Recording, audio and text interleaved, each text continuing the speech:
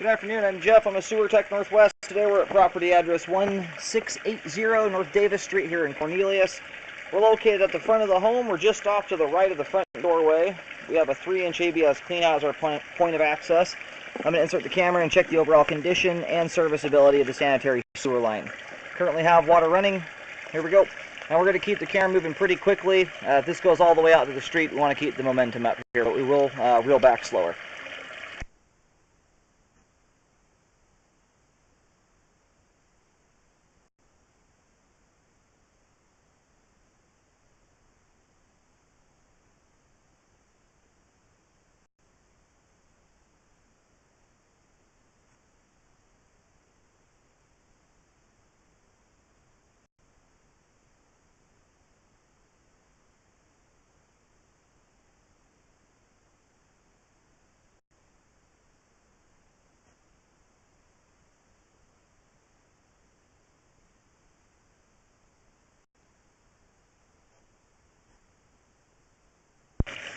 Alright, we've gone through a couple spots here in the line with some standing water. We just hit a spot that's more significant here. I'm hearing what I call called a vacuum break, where the pipe sounds like it's completely full of water. It only makes a particular sound when it is. When you slosh the water around, you'll kind of get a vacuum break. That's kind of what I'm hearing right now out of this distance. We'll look at all this on the way back. It does look like we've got a pretty significant amount of standing water and settling that's occurred here.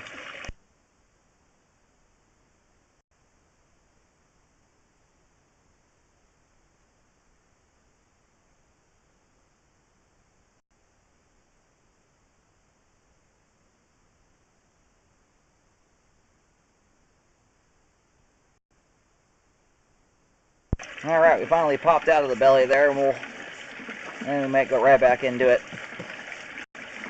I would, more than likely there's going to be spots here I'm going to recommend repairs on, just seeing how much water we're seeing off the bat. This will look a bit different once we drain the line out completely, but I would consult the plumber about possibly doing an ejector system. Any line that goes over about 110, 120 feet that doesn't have a slope property will almost always have bellies in them, and fairly significant ones at that. It's just a very hard thing to guarantee all that ground doesn't move. So instead of having to regrade a whole line, it may be better off and more cost effective to put an ejector system in rather than to try and regrade this thing. And just transition there over to 4-inch PVC pipe.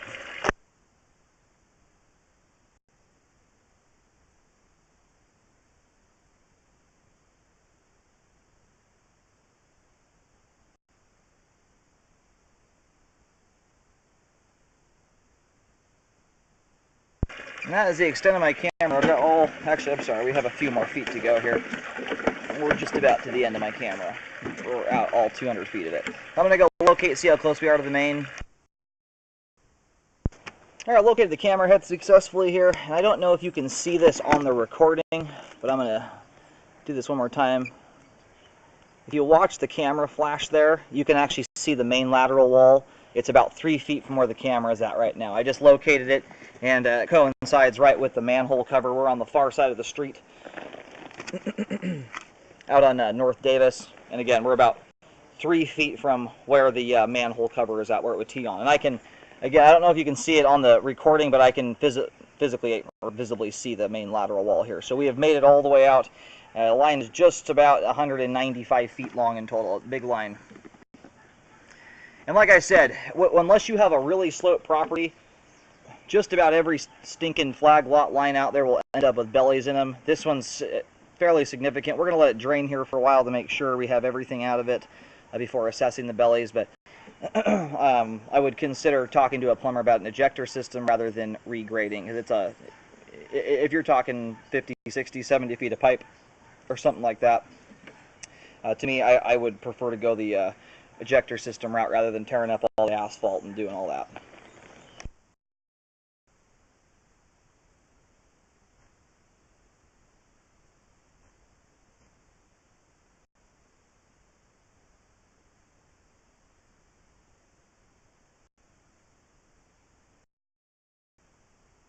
Alright, line's just trickling off at this point here. We're going to go ahead and start pulling the camera back.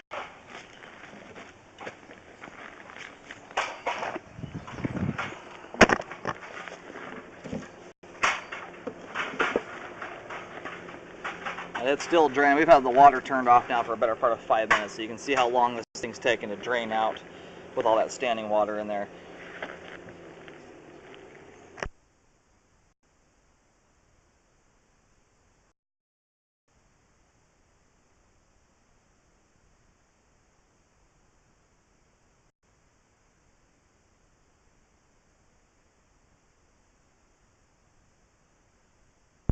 Okay, so the belly in the line here, and I think there's a small section that drains out in between, but it's basically one continuous belly.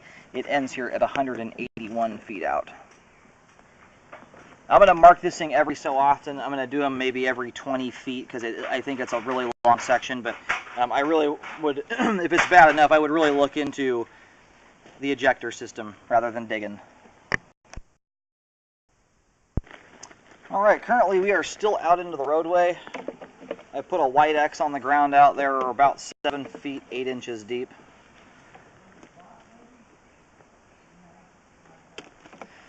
And immediately in the belly here, well, that one we popped back out of. That was what I was talking about, how we have a spot here that still drains out.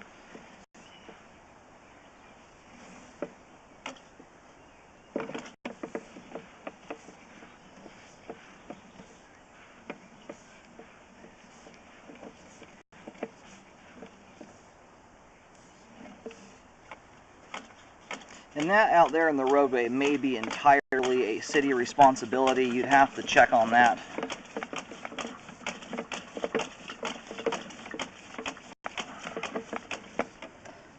This one here is extending from 176. It's not a terribly long section of the pipe here. It's only about 5 feet long. Still doesn't mean it can't cause issues. It's just less likely to. This is really right at my breaking point. Right at 5 feet of pipe with at least an inch of water is where I typically start to see debris collect in line, like stuff like just regular toilet paper. Other items like paper towels and stuff are going to stick much easier. It's the toilet paper that's intended to go on the line. When that stuff starts hanging up, anyway, it's a livable issue, but it's one that if you're not careful can become a problem.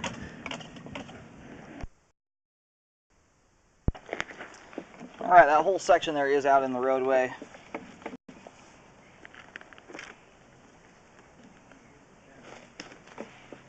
There's a white X at each end of that particular belly there.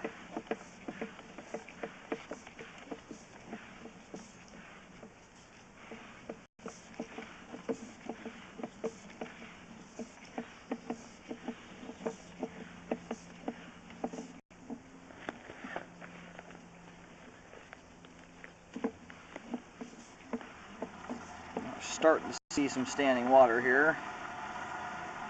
And we had a garden hose running. We had a pretty high volume of water going down the pipe. That's why I said we had to look at this when it's all drained out.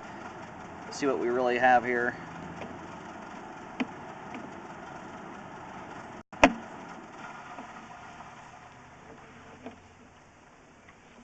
Alright, we're going to push out to the end of this spot here. I think this is kind of where the main settling has occurred here. Right now we're right at an inch of standing water there.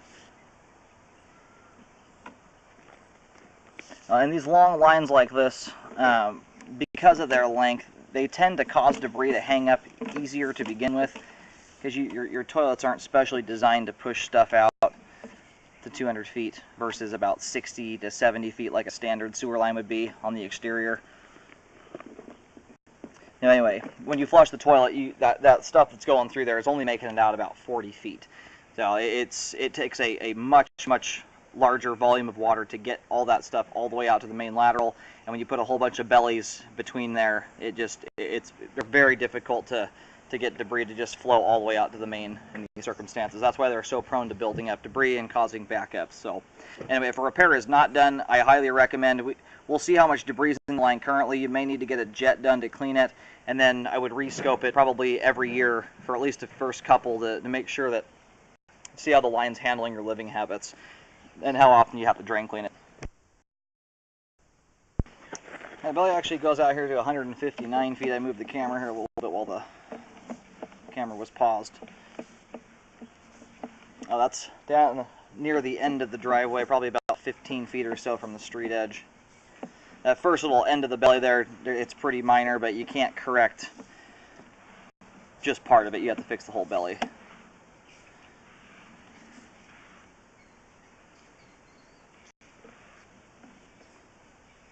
Now, a line like this with the bellies in it becomes a bigger and bigger issue the more people you have in the house and the more consistently they're in the home.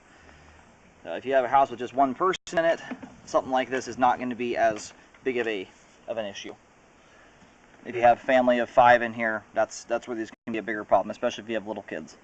Now, this belly here in particular extends from 144 feet to 159. We're going to pull back here to see if there's any other bellies right before it.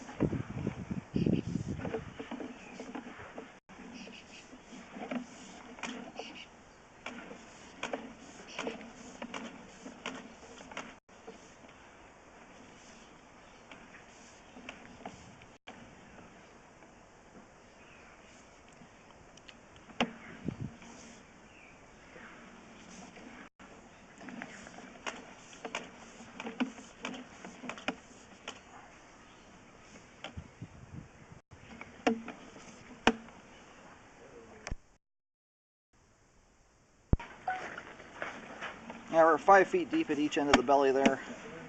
And that one in particular had an inch of standing water, pretty much right on the dot at an inch.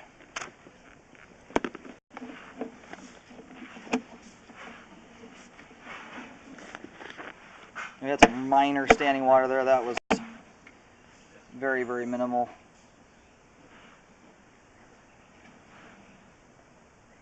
Again, I've got another spot here with an inch of standing water.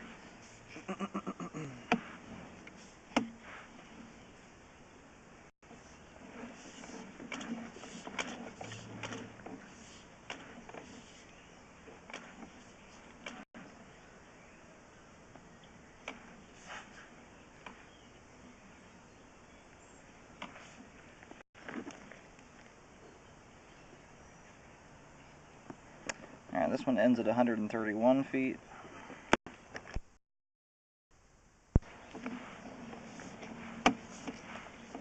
And we're also at about 5 feet deep there.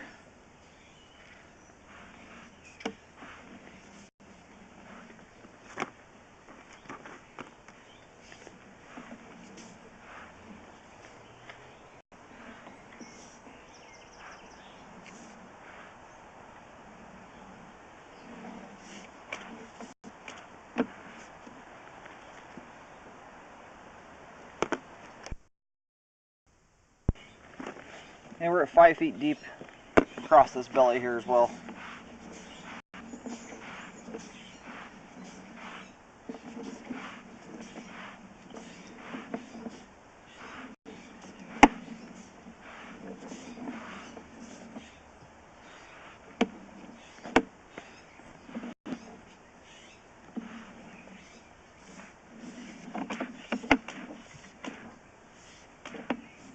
Yeah, at this point here, I mean, we've got like, this will be the 4th belly. It's got an inch of water in it, and all of this is under asphalt. That's why I say the ejector system to me is a little bit more of an attractive repair process, because it all the way out to the main, making it a pretty nice repair process. The disadvantage is you have to monitor the pump. At some point it will burn out, and you do have to, it services the whole house, so you'd have to stop using your toilets until that pump's changed out.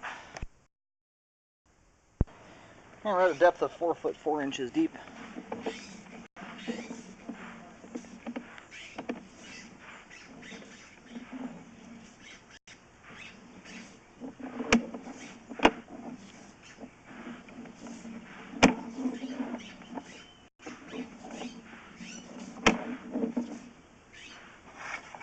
So this particular belly here, this is, I think, the worst portion of the line. This is where earlier I was hearing that vacuum brake sound. But just by pulling the camera back quickly here, the water level is not sucking down below the camera lens. So we've got probably at least 2 to 3 inches of water here in this portion of the line. If not more, it may be totally filled up at this point, or very close to it.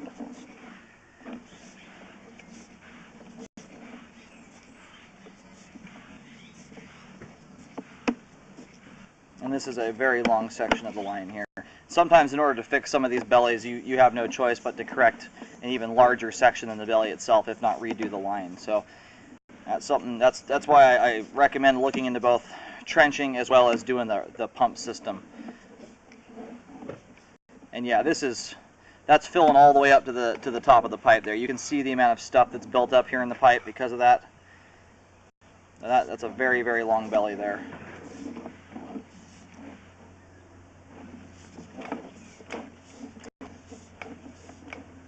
And it's starting here at about 57 feet and extends all the way out to 108 feet.